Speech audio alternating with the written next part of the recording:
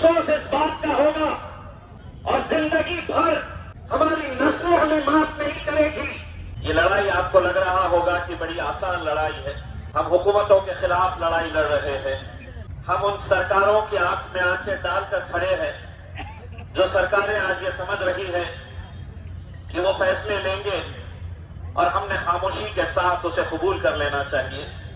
आज ये लड़ाई अगर मैं लड़ रहा हूं तो किसके भरोसे के ऊपर लड़ रहा हूं?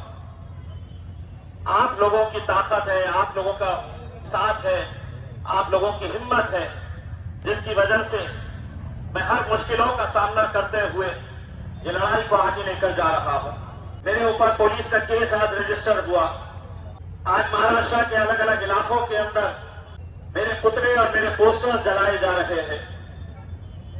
मेरा गुनाह सिर्फ इतना है कि मैं अपनी पहचान, अपनी शिनाख्त, जिस नाम के साथ मैं पला बड़ा हुआ हूं, जो मेरे शहर की पहचान नहीं है, मेरी तहजीब की पहचान है,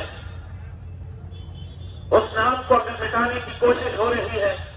मैं जमहूरियत के अंदर यकीन रखता हूं, मैं लोकतंत्र के अंदर, डेमोक्रेसी के अंदर यकीन रखता हूं और मेरा विश्वास है, मेरा यकीन है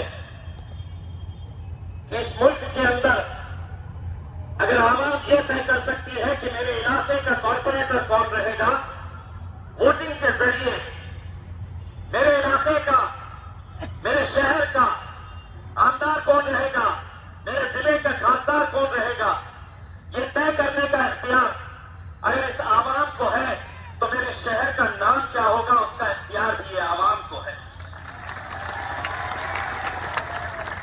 महज 5 लोग दिल्ली और मुंबई में बैठकर अगर ये फैसला करने लगेंगे तो हो सकता है आज ये इम्तिहान ले रहे